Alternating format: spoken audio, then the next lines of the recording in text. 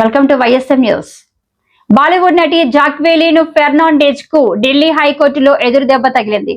Money laundering కేసులో తనపై దాఖలైన ఎఫ్ఐఆర్, ఈడీ ఛార్జ్ షీట్ ను రద్దు చేయాలని కోరుతూ ఆమె దాఖలు చేసిన పిటిషన్ పై హైకోర్టు కొట్టివేసింది.